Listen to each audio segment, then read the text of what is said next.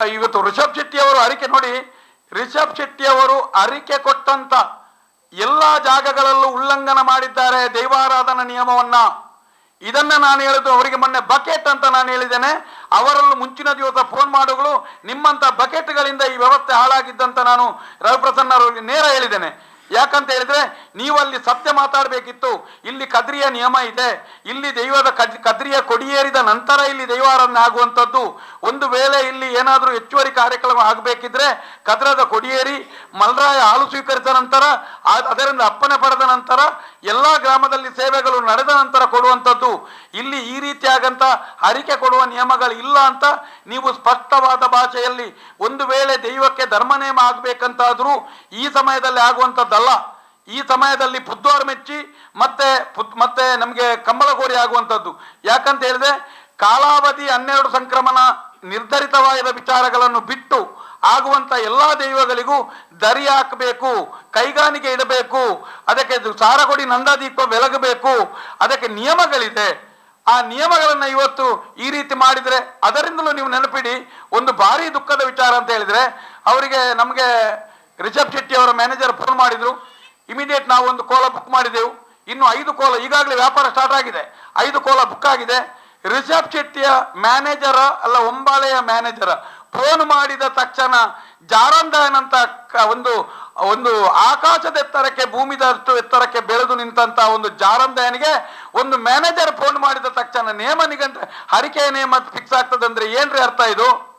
ಒಂದು ಪನಲಿ ಬಯಲಿಗೆ ಒಂದು ಅಗೆಲು ಕೊಡಬೇಕಿದ್ರು ನಾವು ಒಂದು 5 ತುಂಡು ಎಲೆ, ಒಂದು ಸೇರು ಅಕ್ಕಿ, ಒಂದು ಕೋಳಿ, ಒಂದು ತೆಂಗಿನಕಾಯಿ ಕೊಂಡೋಗಿ ಬೆಳಿಗ್ಗೆ ಕೊಟ್ಟು ಅಲ್ಲಿ ನಿಂತು ಅಲ್ಲಿ ಅದನ್ನು ಬಡಿಸಿ 4 ಗಂಟೆಗೆ ವಾಪಸ್ ತರಬೇಕು. ಇಂಥ ನಿಯಮ ಇದ್ದದನ್ನ ಬೆಂಗಳೂರಲ್ಲಿ ಕೂತೊಂದು ನೇಮ ಮಾಡಿ ಅಂತ ಹೇಳುವ ಮಟ್ಟಿಗೆ ನಮ್ಮ ದೈವಾರಾಧನೆ ಈ ರೀತಿ ಮುಟ್ಟಿತ್ತ ಎಂಬುದು ಇದೆಲ್ಲ ಭಾರಿ ಒಂದು ಕಲವರಕಾರಿ ವಿಚಾರಗಳು. ನಾವು ಧರ್ಮಕ್ಕೆ ನಾವು ಮಾತಾಡಲಿಲ್ಲ, ನಮಗೆ ನೋವಿಲ್ಲ, ಯಾರಾದ್ರೂ ತಪ್ಪಾದ್ರೆ ನಾವು ಕಾಲು ಹಿಡಿತೇವೆ. ಆದರೆ ದೈವಾರಾಧನೆಯಲ್ಲಿ ಈ ರೀತಿ ಆದದ್ದುಂಟಲ್ಲ, ಅದು ದೇವರು ಮೆಚ್ಚದ ಕೆಲಸ. ಇದು ದೈವಾರಾಧನಾ ನಿಯಮದಲ್ಲಿ ಕಡಾಖಂಡಿತವಾಗಿ ಎಲ್ಲ ಗೊತ್ತಿನವರಿದೆ ಇಂಥ ವಿಚಾರಗಳನ್ನು ಖಂಡಿಸಬೇಕು. ಇಲ್ಲಿ ಅಂತಲ್ಲ, ಎಲ್ಲಿಯಾದ್ರೂ ಮುಂದೆ ಆದ್ರೆ ಇದರಿಂದಾಗಿ ಆದದಲ್ಲ. ಈಗ ಮೈಸೂರಿನಲ್ಲಿ ಕೋಲ ಆಗ್ತದೆ, ಬೊಂಬೈಯಲ್ಲಿ ಕೋಲ ಆಗ್ತದೆ, ಬೇರೆ ಬೇರೆ ಕಡೆ ಕೋಲ ಆಗ್ತದೆ, ಅಲ್ಲದವರು ಕಟ್ಟೆ ಕಟ್ತಾರೆ. ಎಲ್ಲರಿಗೂ ಈಗ ಏನಾಗಿದೆ ಅಂದ್ರೆ 3 ಮಾರ್ಗ ಸೇರಿದಲ್ಲಿ ಒಂದು ಕಟ್ಟೆ ಕಟ್ಟುವುದು, ಒಂದು ಗೂಡಂಗಡಿ ಹಾಕಿದಾಗ ಅವರಿಗೆ ಒಂದು ವ್ಯಾಪಾರ ಮಾಡುದು, ಅಗೆಲು ಸೇವೆ, ರೇಟಿನ ಸ್ಲಿಪ್ ಇದೆಲ್ಲ ಹಾಕಿಬಿಡುದು. ಈಗ ಇಂಥವ್ರಿಗೆ ಏನಾಗಿದೆ ಅಂತ ಹೇಳಿದ್ರೆ, ಒಂದು ದೈವಸ್ಥಾನ ಸಿಕ್ಕಿದ್ರೆ ಒಂದು ಗೂಡಂಗಡಿ ಹಾಕಿದಾಗ ಏನಾದ್ರು ಜೀವನಕ್ಕೆ ಆಗ್ತದೆ ಅಂತೇಳಿ. ನಿಮ್ಮ ಜೀವನಕ್ಕೆ 1000 ವಿಚಾರಗಳಿದೆ, ಆದ್ರೆ ನಮ್ಮ ಆರಾಧ್ಯ ದೈವ ಹಿರಿಯರಿಂದ ಬಂದಂತ ನಂಬಿಕೆಯ ವಸ್ತುವಾದಂತ ದೈವಾರಾಧನೆಯನ್ನ ನಿಮ್ಮ ವ್ಯಾಪಾರಕ್ಕೆ ಬಳಸಬೇಡಿ ರವಿಪ್ರಸನ್ನವರು ಅಂತ ಸ್ಪಷ್ಟವಾಗಿ ಹೇಳುವಂಥದ್ದು. ಇನ್ನು ರವಿಪ್ರಸನ್ನವರಿಗೆ ಅದನ್ನು ಮೀರಿ ಹೇಳುವಂಥದ್ದು, ನಾನು ಬಕೆಟ್ ಅಂತ ಯಾಕೆ ಅವರಿಗೆ ಕರೆದದ್ದು ಅಂತ ಹೇಳಿದ್ರೆ, ಅಲ್ಲ, ನಾನು ಹೇಳುವಂಥದ್ದು, ಒಬ್ಬ ವಕೀಲ ವೃತ್ತಿಯನ್ನು ಮಾಡಿ ಒಬ್ಬ ಇಂಥ ಪೂಜಾ ಕೈಂಕರ್ಯದಲ್ಲಿ ಭಾಗಿಯಾಗುವ ಒಬ್ಬ ವ್ಯಕ್ತಿ ಕಾಂತಾರ ಸಿನಿಮಾದ ಪ್ರಮೋಷನ್ಗೆ ಇಳಿಯುವ ಮಟ್ಟಕ್ಕೆ ಇಳಿದು ಅನೇಕ ಕಡೆಗಳಲ್ಲಿ ದೈವ ನರ್ತಕರಿಗೆ ಫೋನ್ ಮಾಡಿಸಿ ಇದಕ್ಕೆ ಎಲ್ಲರೂ ನಾವು ಸಪೋರ್ಟ್ ಮಾಡಬೇಕು ಅಂತ ಮಟ್ಟಕ್ಕೆ ಒಬ್ಬ ಮುಕ್ತನಂದ್ರೆ ಏನಾಗಬೇಕು? ನಮ್ಮ ಅಸ್ಮಿತೆಯನ್ನ ಮಾರಿ ಆಯ್ತು, ಏನಿಲ್ಲ ನಮ್ಮ ಹತ್ರ. ಈಗ ನಮಗೆ ದೈವಕ್ಕೆ ಪ್ರಚಾರ ಬೇಡ, ಈಗಾಗಲೇ ದಾರಿಯಲ್ಲಿ ಆಗಿದೆ. ಎಲ್ಲರೂ ಇವರು ಈ ರೀತಿಯಾಗಿ ಈಗ ದೈವಾರಾಧನೆಯಲ್ಲಿ ಎಲ್ಲಿಯೂ ಈ ರೀತಿಯಾಗಿ ಒಂದು ಬಕೆಟ್ ಇಟ್ಕೊಂಡು ಮಾತಾಡೋದಂದ್ರೆ ಇದನ್ನು ನಾವು ಬಕೆಟ್ ಅಂತ ನಾನು ಸ್ಪಷ್ಟ ಭಾಷೆಯಲ್ಲಿ ಹೇಳ್ತಾ ಇದ್ದೇನೆ. ಮಾಡಿದ ತಪ್ಪಿಗೆ ನಾಳೆಯೂ ನಾವು ಅದನ್ನು ಮುಂದುವರಿಸಿ ಅವರಿಗೆ ಅದೇ ರೀತಿ ಹೇಳುವಂಥದ್ದು. ಯಾಕಂದ್ರೆ ನಮ್ಮ ದೈವಾರಾಧನೆಯನ್ನು ಬಿಟ್ಟು ಬಿಡಿ ಅಂತ ಹೇಳುವಂಥದ್ದು. ನಮ್ಮ ದೈವಾರಾಧನೆಯನ್ನು ಬಿಟ್ಟು ಬಿಡಿ, ಇದೊಂದು ನಂಬಿಕೆ ಇದೆ. ಈಗ ಅರಿಕೆ ಕೊಡಬೇಕಿದ್ರೆ ಅರಿಕೆಗಂತಲೇ ಕದ್ರಿಯಲ್ಲಿ ಬೇರೆ ಬೇರೆ ವ್ಯವಸ್ಥೆ ಇದೆ. ಆದ್ರೆ ಇಲ್ಲಿ ಇಲ್ಲದ ಒಂದು ಹೊಸ ಅರಿಕೆಯ ನಿಯಮವನ್ನ ಯಾಕೆ ತಂದ್ರಿ? ಮತ್ತೆ ನಿಮಗೆ ಕಾಂತಾರದಂತ ಸಿನಿಮಾ ನೋಡಿ, ನಮ್ಮ ಹತ್ರ ರಿಷಬ್ ಶೆಟ್ಟಿ ಅವರು ನೇರ ಬಂದು ನಾನು ಕೊಟ್ಟು ನನಗೆ ಇದರ ಬಗ್ಗೆ ದೈವಾರಾಧನೆಯ ಮಾಹಿತಿ ಬೇಕು ಅಂತ ಕೇಳಿದ್ದಾರೆ ನನ್ನ ಹತ್ರ.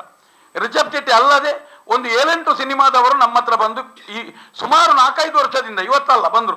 ನಾನು ಸ್ಪಷ್ಟವಾಗಿ ಹೇಳಿದ್ದೇನೆ, ನನ್ನ ನಂಬಿಕೆಯ ಸೊತ್ತು ನನ್ನ ಮುಂದಿನ ತಲೆಮಾರಿಗೆ ಪ್ರಯೋಜನ ಆಗುವುದಾದರೆ ನಾನು ಬಲಿಯಾಗ್ಲಿಕ್ಕೂ ಸಿದ್ಧನಿದ್ದೇನೆ. ಈಗ ರವಿಪ್ರಸನ್ನನಂಚಿನ 100 ಜನ ಬಂದ್ರು, ಮುಂದಿನ ದಿನ ನಾವು ಎದುರಿಸಿಯೇ ಸಿದ್ಧ ಅವರನ್ನು. ಅವನ ಹತ್ರ ಒಂದು ಮಾಫಿಯಾ ಇದೆ, ಒಂದು 5 ಜನ ಅದೇ ರೀತಿಯ ವೃತ್ತಿಯ ಗ್ಯಾಂಗ್ ಇದೆ ಅವನ ಹತ್ರ. ಆದ್ರೆ ನಾನು ನೆನಪಿಡಿ, ಅವನು ಏನೇ ಮಾಡ್ಲಿ ಅವನನ್ನು ಈ ರೀತಿಯಾಗಿ ದೈವಾರಾಧನೆಯ ವಿರುದ್ಧ ಬಂದ್ರೆ ನಾವು ಅವನನ್ನು ಎದುರುತ್ತೇನೆ. ಈಗ ಅವನು ಇವತ್ತಲ್ಲ, ಅವನು ಹಿಂದಿನಿಂದ ಕೂತ್ಕೊಂಡು ನಮ್ಮ ದೈವಾರಾಧನೆ ಈಗ ಒಂದು 3 ವರ್ಷದಿಂದ ನಮಗೆ ಬೇರೆ ಬೇರೆ ರೀತಿಯಲ್ಲಿ ಯಾರಾದರೂ ಬರೆಸೋದು, ಯಾರ ಹತ್ರ ಆದ್ರೂ ಕಿಟಲೆ ಮಾಡೋದು, ಇದು ಮಾಡ್ತಾನೆ ಇದ್ದಾನೆ. ನಾನು ಗಮನಿಸ್ತಾ ಇದ್ದೆ ಆದ್ರೆ ನಾನು ನನ್ನ ಮಿತ್ರ ಅಂತೇಳಿ ಅವನಿಗೆ ಮಾತಾಡಲಿಲ್ಲ. ಆದ್ರೆ ಮಾತಾಡದ ಮುಂಚಿನ ದಿನ ಮಾತಾಡಿದ್ದೇನೆ. ಒಟ್ಟಿನಲ್ಲಿ ಈತನ ಸ್ವಾರ್ಥ ನಮ್ಮ ದೈವಾರಾಧನೆಗೆ ಮಾರಕ ಆಗ್ತಾ ಇದೆ. ಸಾವಿರಾರು ವರ್ಷದ ಇತಿಹಾಸ ಇರುವಂತ ಒಬ್ಬ ವ್ಯಕ್ತಿ ಗ್ರಾಮ ದೈವದ ಜೊತೆ ಮನೆತನದ ದೈವ ಇರುವಂತ ನಿಯಮ ಇಲ್ಲ. 16 ಕಟ್ಟಳೆಗಳು ಎಲ್ಲಾ ಕಡೆಗಳಲ್ಲೂ ಒಂದೇ ರೀತಿ ಇದೆ. ಆದರೆ ಸಂಧಿ ಪಾರ್ಧಾನಗಳು, ಆಹಾರ ಪದ್ಧತಿ, ಬಾರಣೆ ಪದ್ಧತಿ ಬೇರೆ ಬೇರೆ ಇದೆ.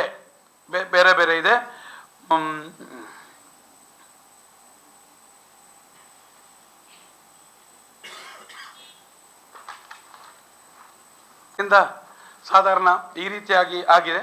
ಒಟ್ಟಿನಲ್ಲಿ ಇದು ಈ ಸಬ್ಜೆಕ್ಟ್ಗೆ ಮಾತ್ರ ಈ ವಿಚಾರಧಾರೆ. ಈ ಸಬ್ಜೆಕ್ಟ್ಗೆ ನಮಗೆ ವೈಯಕ್ತಿಕವಾಗಿ ಯಾರ ಮೇಲೂ ಯಾವ ದ್ವೇಷವೂ ಇಲ್ಲ. ನನ್ನ ಕಡೆಯಿಂದ ಮತ್ತೊಮ್ಮೆ ಸ್ಪಷ್ಟಪಡ್ತೇನೆ, ಯಾವುದೇ ದೇವಸ್ಥಾನಗಳಲ್ಲಿ ಎಲ್ಲಿಯೂ ಯಾವುದೇ ಅಪಚಾರಗಳು ಮತ್ತೆ ಹಣದ ವ್ಯವಹಾರ, ಅವ್ಯವಹಾರ, ಬಂಗಾರ ಸಂಬಂಧ, ಕದ್ದು ಹಣ ತೆಗೆದು ಯಾವುದೇ ರೀತಿ ನಾವು ಹೋದ ಮನೆಗಳಲ್ಲೂ ನೀವು ವಿಚಾರಿಸಬಹುದು.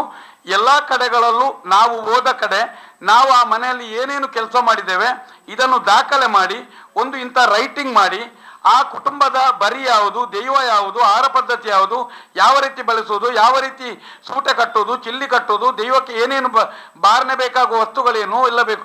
ಮನೆ ಅನೇಕ ಈಗಾಗಲೇ ನಾವು ಗುತ್ತಿನ ಮನೆಯನ್ನ 12ಕ್ಕಿಂತ ಮಿಕ್ಕಿ ಗುತ್ತಿನ ಮನೆ ಕಟ್ಟಿಕೊಡ್ಲಿಕ್ಕೆ ಎಲ್ಲ ಈ ತರವಾಡು ಮನೆ ಚಿಕ್ಕ ಪುಟ್ಟ ಬಡವರಿಗೆ ಬೇಡಿಕೆ ಬಂದಿದೆ. ಈಗಾಗಲೇ 4 ಮನೆ ಒಕ್ಕಲಾಗಿ ಆಗಿದೆ. ಈಗಾಗಲೇ ಬರುವ 26-28ಗೆ 2 ಮನೆ ಈಗ ಆಗ್ತಾ ಇದೆ. ಇದನ್ನು ನಾವು ಸೇವಾ ರೂಪದ ಅಂದ್ರೆ ಅವರೇ ಇದು ಮಾಡುವಂಥದ್ದು. ನನ್ನ ಸಮಯವನ್ನು ಕೊಡ್ತಾ ಇದ್ದೇನೆ. ಜೊತೆಗೆ ಅವರಿಗೆ ಬರುವಾಗ ಒಂದು ಮನೆ ಕಟ್ಟಿ ಅನೇಕ ಕಡೆಗಳಲ್ಲಿ ಇವತ್ತು 50 ಲಕ್ಷ 1 ಕೋಟಿಯ ಮನೆ ಕಟ್ತಾರೆ. ಮರುದಿವಸ ಅಲ್ಲಿ ಒಂದು ಕತ್ತಿ ಇರುವುದಿಲ್ಲ, ಒಂದು ಕೋಲಿ ತಜಪಲಿಗೆ ಇದು ಇಲ್ಲ, ಒಂದು ಬಿಸಲೇ ಇರುವುದಿಲ್ಲ. ಆದ್ರೆ ನಾವಲ್ಲ, ಇವತ್ತು ನಾವು ಕಟ್ಟಿಕೊಟ್ಟ ಮನೆಯಲ್ಲಿ ಗಂಧದ ಇದು ಕೊರಡಿಗಿಂದ ಮತ್ತೆ ಕತ್ತಿ ಏನು ಒಂದು ಕುಟುಂಬದ ಮನೆಯೊಳಗಡೆ ಯಾವ ಪಾತ್ರೆಗಳಿರಬೇಕು, ಯಾವ ಆರಾಧನೆಗಳಿರು, ಇದು ಜೊತೆಗೆ ನಾವು ಮಾಡಿದಂಥ ಕರ್ಮಾಂಗಗಳು ನಿಮಗೆ ತಪ್ಪು ಅಂತ ಯಾರಾದರೂ ಜ್ಯೋತಿಷರು ಬಂದು ಹೇಳಿದ್ರೆ ನಿಮ್ಮ ಹಾಕಿದ ಹಣವನ್ನ ಮರುಪಾವತಿ ಮಾಡುತ್ತೇನೆ ಅಂತ ಬರೆದು ಕೊಡ್ತಾ ಇದ್ದೇನೆ. ಜೊತೆಗೆ ನಿಮ್ಮಲ್ಲಿ ಯಾರಾದರೂ ಬಂದು ಪ್ರಶ್ನೆ ಇಟ್ಟು ನಾವಾಗಿ ಮಾಡುವುದಿಲ್ಲ, ನಾನು ಆ ಮನೆ ಯಜಮಾನಲ್ಲಿ ಮಾಡಿಸೋದು, ಬಂದು ಆ ಯಜಮಾನ ಮಾಡಿದಾಗ ಯಾರಾದರೂ ತಪ್ಪು ಅಂತ ಹೇಳಿದ್ರೆ ಅವರು ಅದನ್ನು ಫ್ರೀಯಾಗಿ ಮಾಡಿಕೊಡ್ಬೇಕು. 3 ವರ್ಷಗಳ ನಂತರ ಅವರ ಹಣವನ್ನು ಕೊಡಬೇಕು ಅಂತ ಹೇಳಿದ್ದೇನೆ. ನಾವು ಮಾಡಿದ ಎಲ್ಲಾ ಕೆಲಸಗಳು ಇವತ್ತಿನವರೆಗೆ ಯಾವುದೇ ಜ್ಯೋತಿಷ್ಯ, ಯಾವುದೇ ವೈದಿಕತೆ ಏನಿಲ್ಲ. ಗ್ರಾಮದ ಮಡಿವಾಳ ಮತ್ತೆ ಮನೆಮಕ್ಕಳಿಗೊಂದು ಗ್ರಾಮದ ತಂತ್ರಿಯವರು, ನಮಗೆ ತಂತ್ರಿಯವರ ಮೇಲೆ ಆ ಗ್ರಾಮಕ್ಕೆ ಸಂಬಂಧ ಒಂದು ಗಣಹೋಮ ಮಾತ್ರ ಇಡ್ಲಿಕ್ಕೆ, ಉಳಿದ ಎಲ್ಲಾ ಕರ್ಮಾಂಗಗಳನ್ನ ಯಜಮಾನನೆ ಮಾಡುವುದರ ಮುಖಾಂತರ 8 ರಿಂದ 10 ಲಕ್ಷ ಮುಗಿಯುವಂತ ಈ ಪರಿಹಾರ, ಈ ರೀತಿಯಾದಂಥ ಕೆಲವು ವೈದಿಕ ಸಂಬಂಧಿ ಖರ್ಚುಗಳು ಎಲ್ಲವೂ ನಿಂತು 30 ರಿಂದ 35 ಸಾವಿರಕ್ಕೆ ಒಳಗಡೆ ಒಂದು 7-8 ದೈವಗಳ ಪ್ರತಿಷ್ಠೆ ಆಗುವಂತ ಪ್ರತಿಷ್ಠೆಲ್ಲ ಅವರನ್ನ ಮಾಡುವ ಕೆಲಸಗಳೆಲ್ಲ ಆಗ್ತದೆ. ಎಲ್ಲ ವ್ಯವಸ್ಥೆಗಳನ್ನು ನಾವು ಮಾಡಿದ್ದೇವೆ. ಅನೇಕ ಮಡಿವಾಳರನ್ನು ತಯಾರಾಗಿದ್ದಾರೆ ಈಗ ಕೆಲಸಕ್ಕೆ. ಮುಂದಿನ ಒಟ್ಟಿನಲ್ಲಿ ಒಂದು ಒಳ್ಳೆಯ ಕೆಲಸ ಮಾಡ್ತಾ ಇದ್ದೇವೆ. ದಯವಿಟ್ಟು ನಾವು ಹೇಳುವಂಥದ್ದು, ಇಂತಹ ಮಾಫಿಯಾ ರವಿಪ್ರಸನ್ನನಂತ ಮಾಫಿಯಾ ಕೇಳುದು ನಮ್ಮನ್ನು ಬಿಟ್ಟು ಬಿಡಿ. ನಾವು ನಮ್ಮ ಹಿರಿಯರು ತೋರಿದ ದೈವಾರಾಧನೆ ಮುಂದುವರಿಸ್ಕೊಂಡು ಹೋಗ್ತೇವೆ. ಜನರಿಗೆ ಸರಿಯಾದ ಮಾರ್ಗವನ್ನು ಕೊಡಿ. ನೀವು ಎಲ್ಲವಲ್ಲಿ ಸರಿ ಇದೆ, ನನಗೆ ಕಟ್ಟುವವನ ಮೇಲೆ ಸಂಶಯ ಇಲ್ಲಂತೆ ಅವರು ಎಲ್ಲವೂ ಸರಿ ಇದೆ. ನಾನು ಹೇಳುವಂಥದ್ದು ನಿಮ್ಮ ಕಣ್ಣೆದುರು ಒಂದು ಗೊನೆಮೂರ್ತಾದ ಜಾಗದಲ್ಲಿ ಒಬ್ಬನ ಕ್ಯಾಮರಾವನ್ನ ಒಡಿ ಮಾಡುವಷ್ಟು ಹೋದಾಗಲೂ ನಿಮ್ದು ಎಲ್ಲಿದ್ದೀರಿ, ಏನ್ ಮಾಡ್ತಾ ಇದ್ದೀರಿ ನೀವು? ಆ ಜಾಗದಲ್ಲಿ ಕೂತು ಏನ್ ಸುಳ್ಳು ಹೇಳ್ತಾ ಇದ್ದೀರಿ ನೀವು? ನಾನು ಹೇಳುವಂತ ನಂಬಿಕೆ ಇದೆ ನಿಮ್ಗೆ? ಎಲ್ಲಾದೊಂದು ಕಡೆ ನಂಬಿಕೆ ಇದೆ. ನಮ್ಮ ಆರಾಧನೆ ನಿಯಮಗಳಿದೆ, ನೀವು ನಮ್ಮನ್ನು ಬಿಟ್ಟು ಬಿಡಿ ಅಂತ ಹೇಳುವಂಥದ್ದು. ಹೇಳಿ.